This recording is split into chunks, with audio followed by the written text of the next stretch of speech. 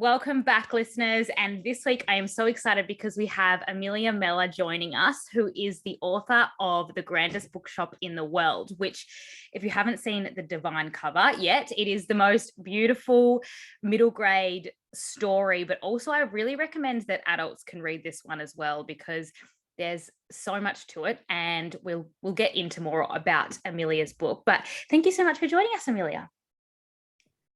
Pleasure to be here. Thank you, Olivia.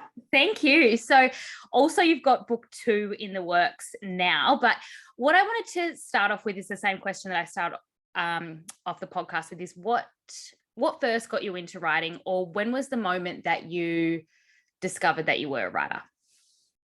Well, I am one of those weird people who's sort of always known what they want to do.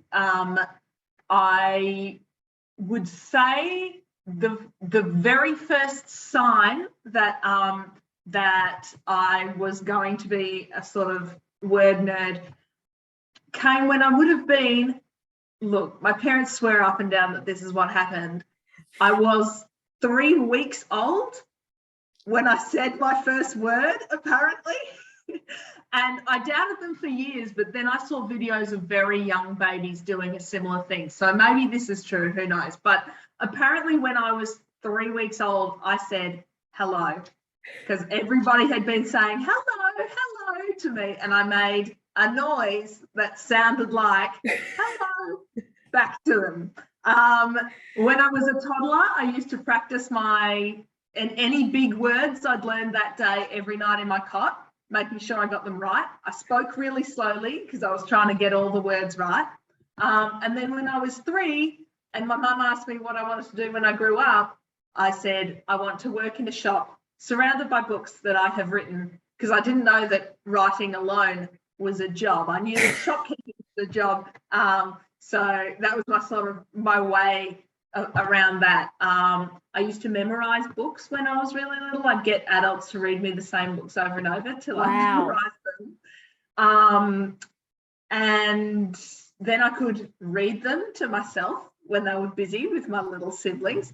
And then I think the first story that I remember writing as a kid was a story about 2 little girls and a sea monster that I wrote in grade 2. My teacher was quite scary at the time, but I remember being really proud of that one, because this scary teacher held up my story as an example for everyone else and said, this is at least as good as a grade 4 story. And I was like, yes. And so from then on, from about grade 2, actually, I was writing in my spare time. Usually fantasy stories as well. So, you know, there's always monsters and ghosts and all sorts of other things in my stories that I wrote as a kid and as a teenager.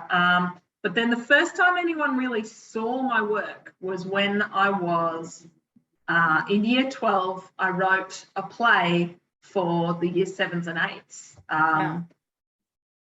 Yeah, it was pretty exciting. It was a sort of like Scooby-Doo-ish mystery kind of play.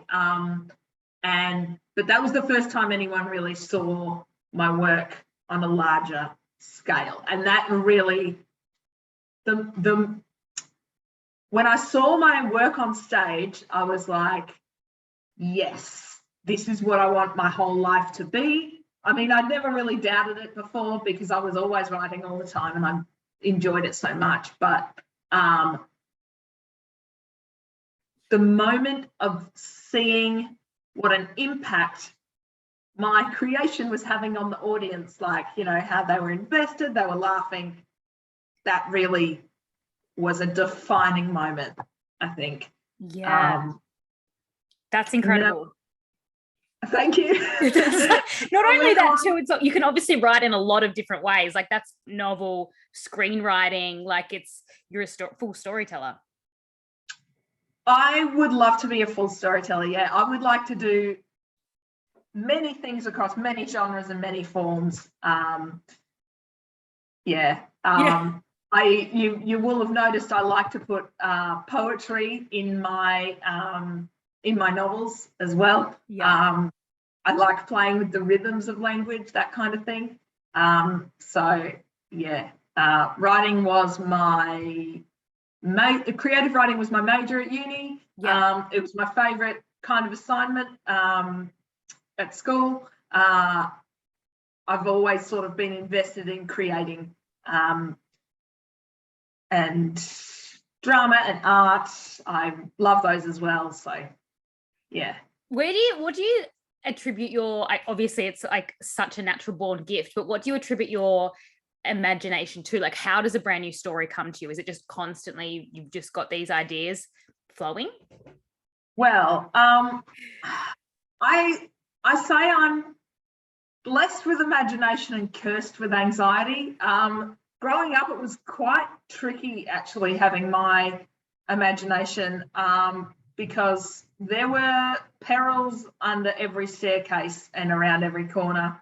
I was always imagining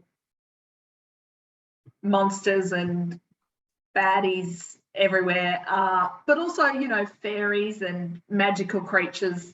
When I was little, I was encouraged to do a lot of imaginative play. I had a sister who I was very close to in age, so we did a lot of imaginative play. I think being read to a lot was a definite factor. My parents like to say that it's because they restricted me from TV, but I don't know if that story checks out. I certainly think storytelling and being read to has a massive impact on kids when they're really young. I was teaching primary school last year. I'm lucky that this year I don't have to teach full time, but you could definitely, in terms of literacy, the kids who had been read to a lot and who read a lot themselves got so much more out of our literacy classes than those who had not. And even the ones who had, things like dyslexia, if they had been read to, they still understood what they were. They still understood stories that we read as a class in a way that like overcame difficulties that they had with text. I'm rambling a bit, but there's no, that's great. Yeah. There's really, I think reading to kids when they're little, even before they can talk, is so important for their language development and for fostering literacy, all sides of literacy, creativity and interpretation, and as well as the straightforward decoding of the text. Yeah. And is that why you find yourself writing for that a little bit younger generation now as well? No, I've often gravitated to books in the middle grade YA sphere. Yeah. Partly because they tend to be a bit more fun. You get a lot of doom and gloom in adult books. The ones that, there are certainly adult books that I love, but you've got to trawl through a lot of stories about like middle-aged people dealing with suburban ennui, and I just get bored with that, But also, I love how invested kids get in stories. They're so along for the ride, and I find that kids respond very well to my enthusiasm personally. So, yeah, I don't know. There's something so wonderful about kids' literature and the impact it can have on someone as they're growing and developing. And I don't know. I just feel like there's room to play in kids' literature where I guess maybe it's not as encouraged in the adult realm. I mean, sci-fi and fantasy. Sci-fi and fantasy, you can always play a bit, but Yeah, I guess it's darker, like in adults. It's not as, yeah. It is. And I've worked with kids for a long time. Like I was a nanny all through uni, and I do enjoy teaching. So yeah, I don't know. I would like to someday write for all age groups, but I do really enjoy the response that you get from kids, and you know, creating a story for kids who get really invested. They're great at suspending their disbelief, and that's so rewarding when someone gets that invested in your book. So yeah, as a kid, I was writing for my own age group, but then when I did Glass Street Ghost, I was writing for slightly younger. Yeah. And I guess I've been writing for slightly younger since then. Yeah.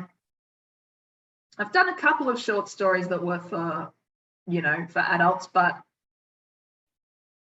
I don't know. I'm just enjoying the realm of kids literature at the moment. And having done a Masters of Teaching too, I've always got the sort of responsibilities of the teacher in the back of my head when I'm writing, which I think people would be surprised about because my books are so spooky. But yeah, in a way, it's a way of being there for your readers without actually physically being there. Yeah. You know? Yeah. Writing a story for them. Yeah.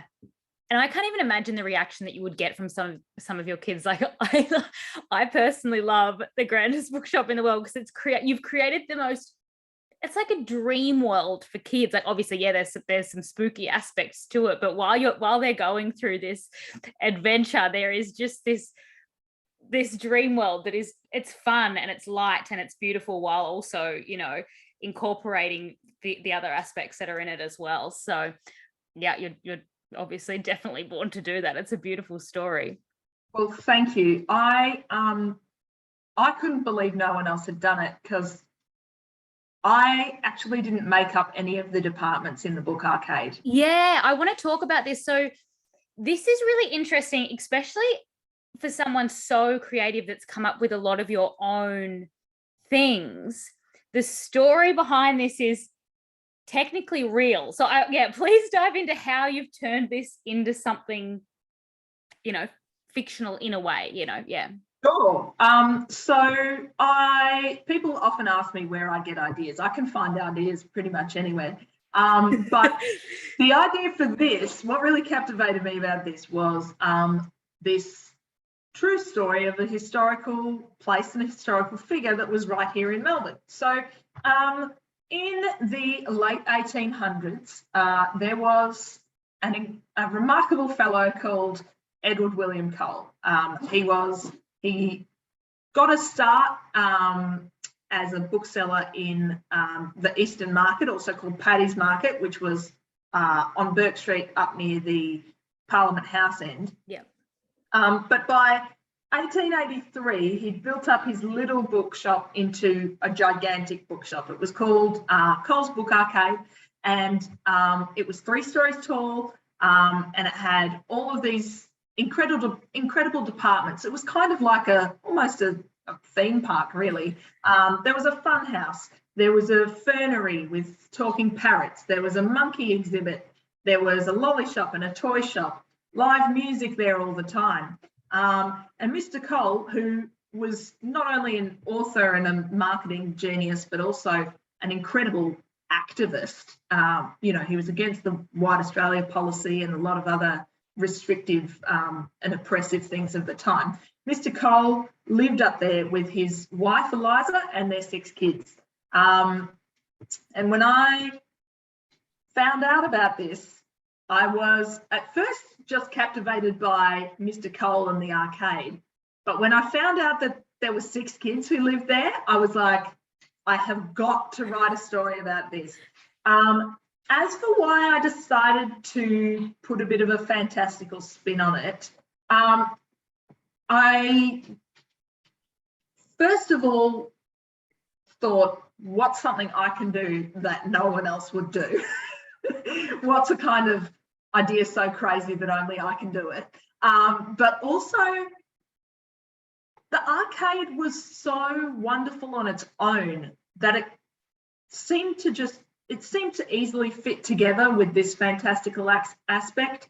And the other thing I wanted to do was have this ability to incorporate puzzles, because I found plenty of those in Mr. Cole's books, and to incorporate a reflection on our present and the past. Because one thing that I think is really interesting about Mr. Cole is how futuristic he was. He made lots of predictions about how the world would change technologically and socially between his time and our time. And I thought it was really important to put that in because the Victorian era was not great. Yeah. I've written about a very wondrous aspect of it, but as Pearl sees when, well, I'll try not to spoil it, but as Pearl discovers, we have so much more freedom, and kids have it so much better now. And, you know, we haven't quite reached the utopia that Mr. Cole predicted. He predicted a world without war or hunger, and with, you know, universal human rights, as well as things like, he also predicted things like planes and TV, and, you know, very fast communication. We haven't quite got to that level, but things have got so much better since then. And I think if you're writing historical fiction, especially for kids, I think you have a responsibility to say that it wasn't a good time. I mean, if that's what you think, because that's what I think. Yeah. I think it's quite mean if you're writing for kids to say things were much better 100 years before you were born. Like, it's mean, right? And I didn't just want to be one of those older people who's like, oh, kids today don't know how to play, put down your phone, blah, blah, blah. Because the phone is like the most useful invention ever. Yeah. A computer that fits in your pocket. How, like, yes, there's bad things about phones and about exposure to the internet 24 hours a day. However, I still think we have it better than they did back then. Yeah. Pearl's not allowed to wear pants. Yeah. She wears rationals, which are sort of big, buffy skirt-like pants, but she's not allowed to wear like shorts and a t-shirt, or she's not even really allowed to play the same games that her brothers play. Yes, her parents are very progressive, but it's just, in the rest of society, it's just not done. So, to come back to your original question about why sorry, the dog's whining at me. No, you're right. Back to your original question about why I decided to combine fact and fiction. I did really want to be able to put in my own reflections on the past and the present, and to include an element that would allow that to happen. So why I've included magic. And I also want to make, you know, as the books go on, because I'm doing this in the second book as well, I'm trying to make a point about because magic is linked to creativity in the Magical Melbourne books. So I kind of want to make a point about the importance of art and literature, and how I guess the social function of the book arcade. Like, it wasn't just a shop. It wasn't just like a monument to capitalism. It was this wonderful place for people to escape and connect and experience culture as well. So Yeah. Absolutely. Good reasons for including the fantasy elements. And some of them are just linked to me having fun, because I think great. I can imagine how fun that would have been to write, but also I think you've made the perfect balance of it is historical and you've got so much realness in there blended with this fun. Like it's a great way for kids to learn so much also as well. But I have found it makes a great springboard actually. Yeah. When I go on talks, kids always want to know about the facts as well. They're interested in the adventure, they love the adventure, but they want to know about the facts. One of the questions kids always ask me is almost always the first question: did Ruby really die? Wow. They always want to know. And that's one of the things that gets them into the historical stuff. Because they don't realise how high child mortality was back then. That's another thing that we've got it much better now. Because, it was like in the 1890s, it was about 1 in 5 kids. Yeah, wow. And so what I do when I go to a classroom is sometimes I go, so what that means is 1, 2, 3, 4 dead. 1, 2, 3, 4 dead. So that they really understand what it was. I mean, that makes it No, I get it, yeah. It shows them the proportions. Because nowadays, it's a rare tragedy for a child to die, but back then it was so common. So they are really interested in the historical aspect as well as the adventure. Yeah. Crumb, absolutely. your Max, please. Sorry, he's fine.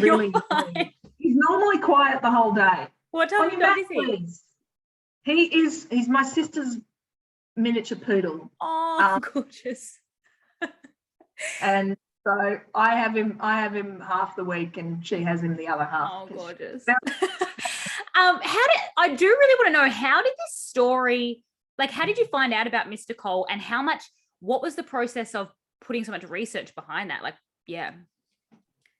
Well, as I've said, I'm a big nerd. So I like both the creative, fantastical side of nerdy things, and I also like the facts and figures side of nerdy things. So I was visiting my fellow nerd. Her name is, I don't know if she'll want me to say her name, but let's call her Al. Yeah. I was visiting my friend story Al. I was visiting my friend Al's house, and she had a Cole's Funny Picture book on her shelf, and I love the Victorian era. I know it was a terrible time, but that's part of the fascination for me. Yeah. The incredible contrasts. So I found this. She had this book on her shelf, and I was like, "What have you got there?" And she said, "Oh, I simply have to tell you about Cole's Book Arcade." And as she was telling me about Mr. Cole and Cole's Book Arcade and reading me an article she'd found about how it all got started, I was like, "This is an amazing idea for a kid's book." And she said, "Yeah, it is, isn't it? You're a writer." And I'm like, "Oh, Al, no, I'm working on something else." But then the very next week, we went to the Melbourne Museum and the State Library. And at the museum, I saw the artefacts from the arcade. They have a replica of the book arcade at the Melbourne Museum, with the original mechanical chicken, the original symphonian, which is a music machine, a bit like a jukebox, and the original Little Men, and the original arcade coins as well. I actually have a couple of arcade coins now. I didn't steal them from the museum, I bought them. It had, once I saw the artifacts, and then when we went to the State Library and I found out about the family, that was when I knew I had to do it, because it was sort of, it seemed too wonderful to go past, and I couldn't believe it had taken me until I was 24 to find out about this incredible aspect of our history. I think, especially since it's Melbourne and, the city of literature and stuff, it's a bit rude to Mr. Yeah. Cole's legacy, I think, that we just sort of let it fade from our cultural consciousness, because, you know, I think Mr. Cole had a much bigger positive impact on more people's lives than, say, Ned Kelly, or, dare I say, Burke and Wills. So, you know, I thought it was time as well that a new generation was introduced to the Coles, because the last person to do it was Mr. Cole's grandson, and he passed away about 20 years ago now. Yeah, wow. Okay. He reprinted all the funny picture books and wrote an amazing biography, which I have shamelessly pillaged. But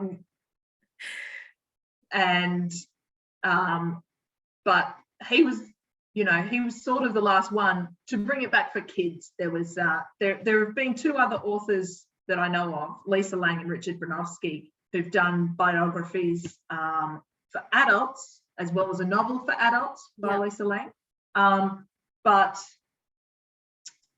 Mr. Cole was such a like wonderful dad, and he was all about entertaining the family and the kids and bringing families together, that I thought it was, you know, if no one else was going to introduce today's kids to Mr. Cole and the Book Arcade, well, I'm someone. It's 100%. When I started, like, I didn't know that this was all real until after I read the book, and I was like, it seems like a shame that people don't know about this, because it seems so progressive for a time like that, and it's just forgotten about, and you've brought it back into history in the most fun way ever. So yeah, thank you. I will say I did idealize Mr. Cole slightly. I just left out the occasional problematic opinion, but I will say, for the time he was very progressive.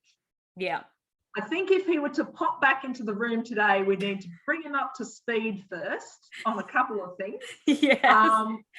But honestly, I think he'd roll with it. Like, he let Mrs. Cole run the arcade while he was away, which was a bit of a slap in the face to his manager, Mr. Pike, who worked with him for, would have been 45 years. Wow.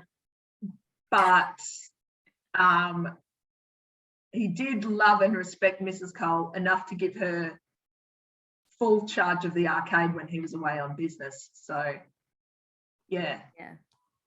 In a time when most women of that class not only didn't work, but weren't really allowed to work. Yeah. That's huge, actually. That's a huge thing for that time. Absolutely.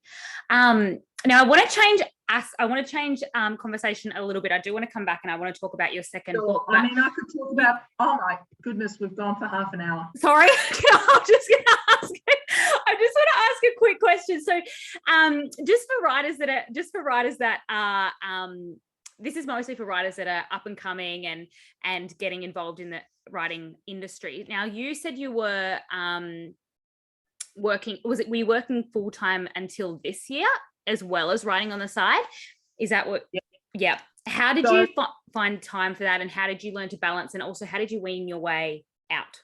It's a long process, I guess, but yeah. Balance was hard to come by last year. I made some silly decisions. Like, I ended up neglecting sleep and exercise, and I wouldn't really recommend it. Yeah. So as rewarding as teaching was at the time, and, you know, as much as I love working with kids, it's just impossible to give that much of your effort to two things that you really care about.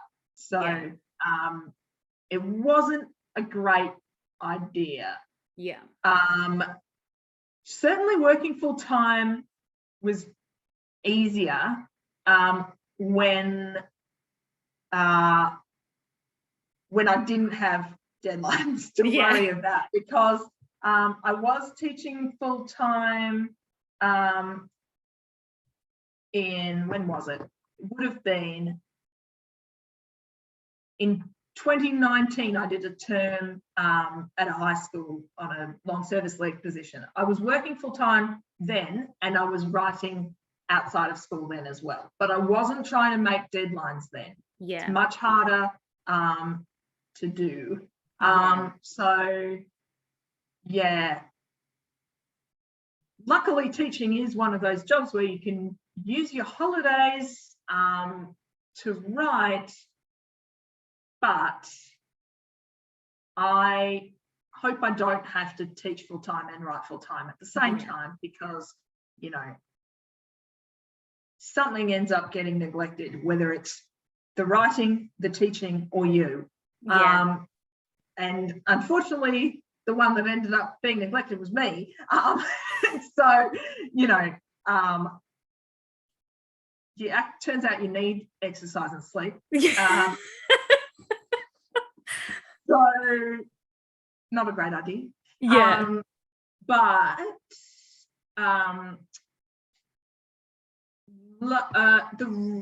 how I've been able to cut back on the teaching this year is that I was very lucky in the last 2 years living in the Alpine Valley that I was able to live in a situation where my rent was very low.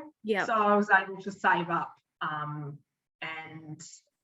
it didn't hurt that I won a few prizes last year either. Yeah. That's excellent. And you obviously need that time. Like, you're an absolute creative. You like burning the stick at both ends is just, you know, it's not going to end in a pretty way for anyone, especially when you've got such beautiful stories to tell.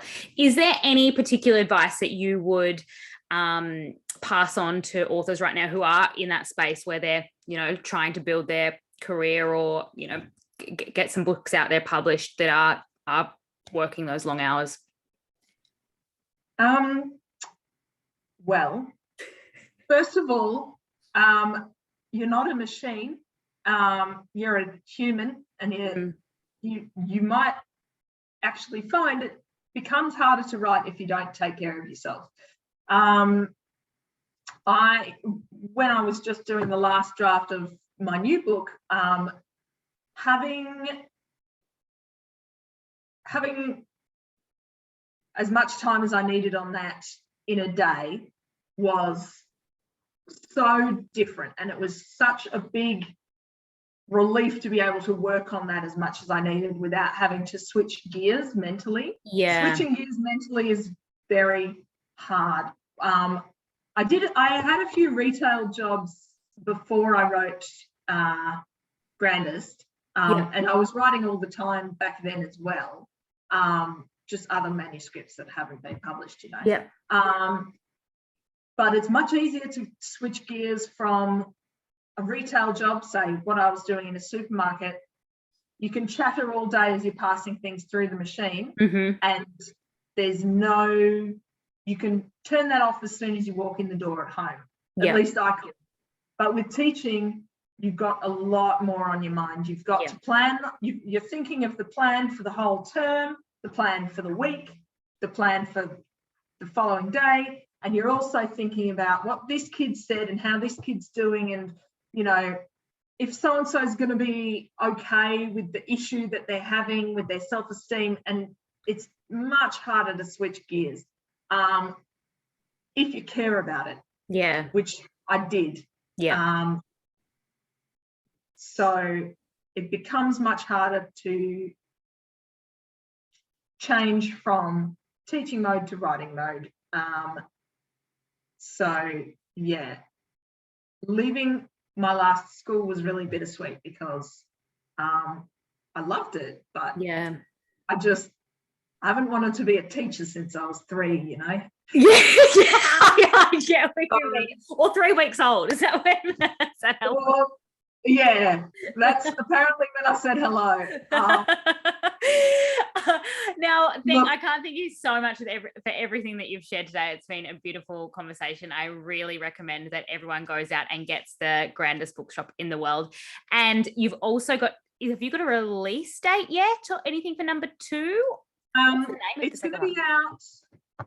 It's going to be out early October. Oh, I haven't awesome. got an exact date, but we're going to with The Bookseller's Apprentice, a prequel to The Grandest Bookshop in the World. Oh, we're going to print with that in the middle of May. perfect. So it'll be out in October. And for anyone who's interested, it's set in 1871 before the Cole children are born. And it follows an adventure that Mr. Cole's first and longest serving employee, Billy Pike, has in Paddy's Market, which I was talking about before. So there's lots of new faces, couple of familiar faces. Mr. Cole, obviously, and of course the Obscura Smith's back too. Okay, awesome. But it's, if you haven't read Grandest, you can read Apprentice actually. Okay, cool, because it will go back, so it could. Yeah. So it's a separate adventure, but there's plenty in there for fans of Grandest as well. I love that. Awesome. Sorry, keep going. Oh, I was just going to say, there's more puzzles, there's more magic and more scams. Oh, I'm excited. I can't wait for it. And I'm sure has the cover come out yet? Can we, because is it viewable? No one can see it. I'm supposed to see some cover design concepts this week. Oh, that's awesome. But I'm very much looking forward to how other people are going to interpret it, because so far it's really only me and one or two of my editors who have read it. But just now that I've handed off that other draft, it's being handed around and more people are going to read it, and the wheels are turning. Yeah. Just see what happens next. Now, we're going to give away a copy of The Grandest Bookshop in the World. So for people to win that, what they have to do is complete the writing prompt for this week. So all they have to do is complete 1 to 2 paragraphs on a writing prompt that you want to give us. Is there anything you want to give the listeners to write about? Okay. Do you want one word or a sentence? Oh, whatever you could. It's your you go for it. Okay. In that case, you've got a 1-word prompt, and your writing prompt is riddle. So you can interpret that any way you choose. You can write about somebody who is a metaphorical riddle, like they're hard to interpret. You can write about an actual riddle. You can invent a riddle. I've done a few of those. That's very fun. If you like, you could even talk about like something being riddled with something. So like you could talk about infection or that word could be taken any way. Yeah, you could chuck the word riddle in there if you want, as in maybe it's an old ship riddled with barnacles. It's up to you. That's your prompt. This is great. I'm so excited to read some of these and see what people come out with. I can't thank you enough for joining us today, Amelia. And yes, I cannot wait. Where do people get in contact with you if they want to learn more about your books or you in general? Feel free to email me at mellораmelia@gmail.com. Or you can find me on Twitter at Amelia_R_Mellor. And I'm also on Instagram with the same handle. I do have a website, but I'm going to get a new one soon. So, social media is where it's at. Awesome. So, I will put all those in the show notes. Perfect. Great. Excellent. Thank you so much. We'll chat soon, and I will definitely make sure that we keep our eyes open for October for that book. Awesome. Thank you so much, Olivia. It's been a pleasure. You too.